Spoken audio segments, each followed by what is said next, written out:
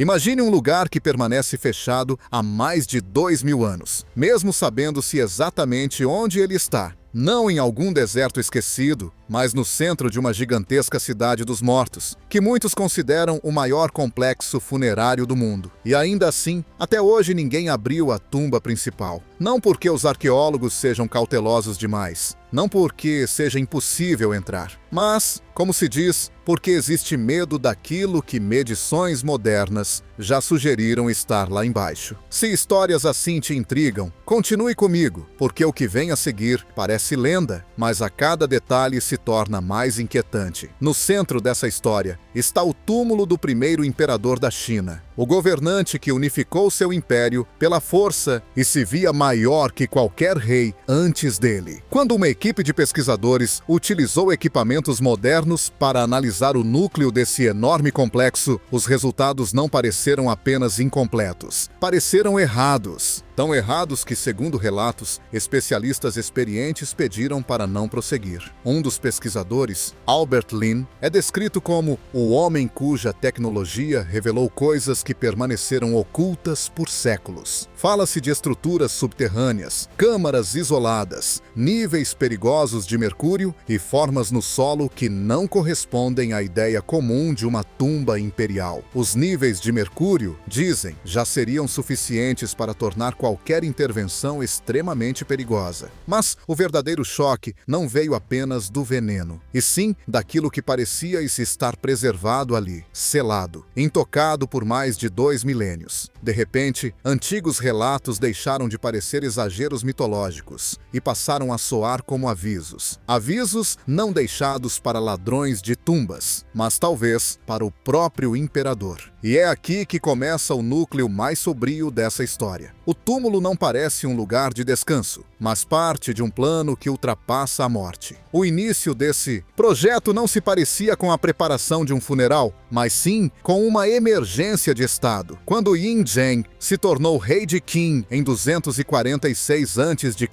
e mais tarde conquistou todos os reinos rivais em 221 a.C., ele se proclamou Qin Shi Huang, o primeiro imperador. Pouco depois, ordenou que sua tumba se tornasse uma prioridade absoluta. Funcionários esperavam um monumento simbólico, digno, mas limitado. Em vez disso, o Império tratou a construção como se sua própria sobrevivência dependesse dela. Defesa de fronteiras, controle de revoltas e a construção do túmulo passaram a ter o mesmo nível de importância. Nos registros da época, o imperador aparece como alguém convencido de que o perigo poderia surgir a qualquer momento. Nos primeiros estágios da obra, espalharam-se relatos sobre uma noite que teria mudado tudo. Servos contaram que o imperador acordou gritando, tremendo, completamente desorientado, como se algo invisível o perseguisse. Ele teria corrido pelos corredores, batido nas paredes e dado ordens sem sentido claro. Guardas disseram que ele exigia repetidamente que o túmulo fosse finalizado até o próximo pôr do sol. Uma tarefa impossível, já que a construção mal havia começado. Ainda assim, ele insistia, como se algo inevitável fosse acontecer caso o local não estivesse selado a tempo. Ninguém sabia o que ele havia visto naquela noite, e isso tornava tudo ainda mais perturbador.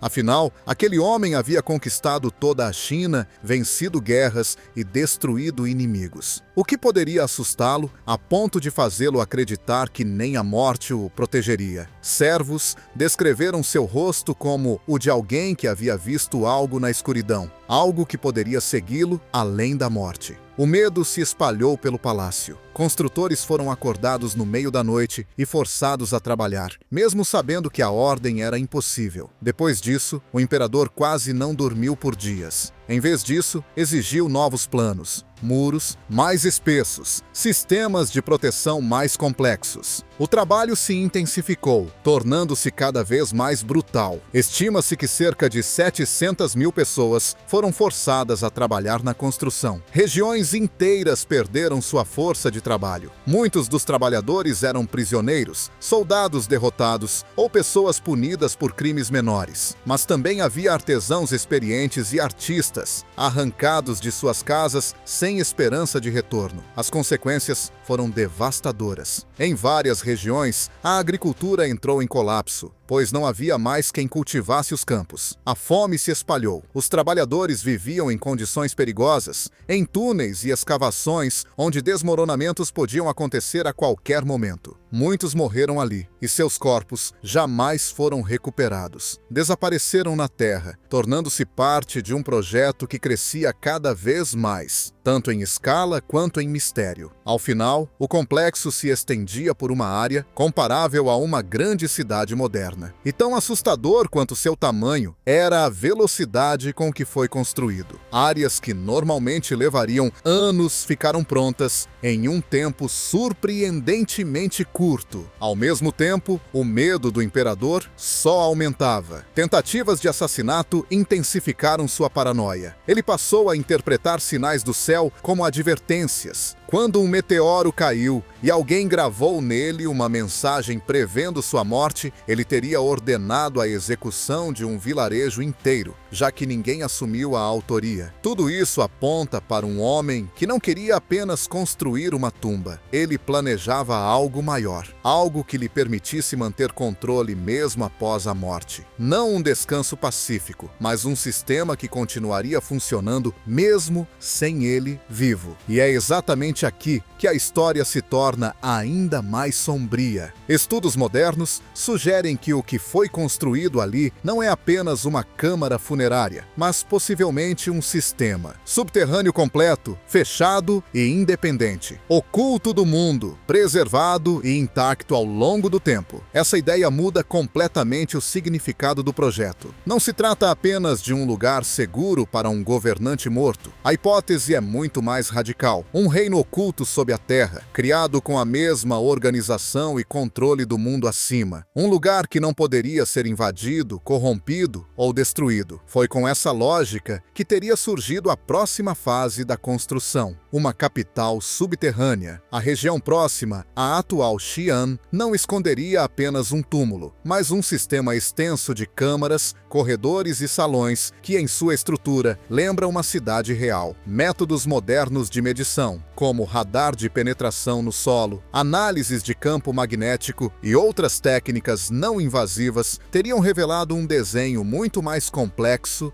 do que se imaginava. Os contornos dessas estruturas se parecem, segundo essa narrativa, com palácios, edifícios, administrativos e setores funcionais semelhantes aos que existiam na superfície. Há indícios de grandes salões, depósitos, estábulos, arsenais e até áreas abertas que lembrariam pátios ou praças internas. Tudo parece rigidamente organizado, exatamente como o Império Qin era administrado acima da terra. Essa cidade subterrânea não teria sido planejada como simples monumento, mas como um sistema funcional. O imperador havia enfrentado rebeliões, traições e tentativas de assassinato. Para ele, o mundo dos vivos era instável, imprevisível e perigoso. Então, ao que tudo indica, concebeu uma segunda realidade, um lugar em que nenhuma revolta seria possível, nenhum erro ocorreria e nenhuma surpresa o ameaçaria. A arquitetura dessa estrutura mostra um grau perturbador de determinação. Alguns trechos descem tão profundamente no solo que equivaleriam à altura de um prédio de 10 andares. Passagens que lembram ruas terminam abruptamente em becos cegos. Certas câmaras são tão completamente seladas que o ar entre elas mal circula. Em alguns pontos, as paredes parecem ter sido reforçadas para redirecionar pressão e evitar colapsos. Tudo indica que esse não era um espaço pensado para visitas. Era um ambiente encerrado em si mesmo, criado para um único soberano. Mas a proteção não se limitou ao subsolo. A paisagem acima também foi alterada de maneira deliberada. Colinas foram niveladas, vales preenchidos e cursos d'água desviados. Trilhas antigas desapareceram dos mapas. Estudos sugerem que volumes imensos de terra foram deslocados, suficientes para remodelar completamente a geografia local. A intenção parece clara. Ninguém deveria compreender entender da superfície o que realmente existia abaixo dela. Quando a obra foi finalmente concluída, tudo teria sido selado de forma definitiva. Não havia acessos de manutenção, nem entradas ocultas destinadas a sacerdotes ou parentes. Segundo relatos antigos, os homens que trabalharam nas áreas mais profundas teriam sido mortos ou trancados ali para que nenhum detalhe da estrutura chegasse ao mundo exterior. E o mais inquietante é que medições modernas indicam que muitos desses espaços continuam estáveis até hoje, como se tivessem sido projetados para durar para sempre. Só que o imperador, aparentemente, sabia que, cedo ou tarde, alguém tentaria cavar. Alguém buscaria respostas. Por isso, precisava de algo que atraísse toda a atenção. Algo capaz de deter invasores ou, no mínimo, distraí-los. E é dessa lógica que teria surgido um dos maiores mistérios arqueológicos do mundo: o Exército de Terracota. Mais de 8.000 soldados de argila foram posicionados em formação, prontos para uma batalha que jamais aconteceria. Suas armas eram reais, feitas de bronze. Sua disposição seguia estratégias militares autênticas. Cada rosto era diferente, com expressões, penteados e armaduras individuais. Algumas figuras exibem marcas e cortes que imitam ferimentos de combate. Em certos rostos e mãos ainda são visíveis impressões digitais, vestígios dos trabalhadores que os moldaram. Disse que alguns artesãos deixaram essas marcas de propósito, como um último sinal de sua existência, talvez por medo, talvez por desafio. Um detalhe especialmente estranho é a tonalidade avermelhada observada ao redor da boca de muitas estátuas. Especialistas acreditam que os lábios teriam sido originalmente pintados de vermelho vivo. Isso fazia com que os guerreiros parecessem quase vivos, como se já tivessem provado sangue. Alguns rostos mostram mandíbulas tensas e olhos arregalados, expressando algo mais próximo do medo do que da glória. Essas escolhas parecem intencionais. O imperador talvez não quisesse heróis idealizados, mas uma força que parecesse real, pronta para um conflito eterno. Só que esse exército pode ter tido uma função adicional.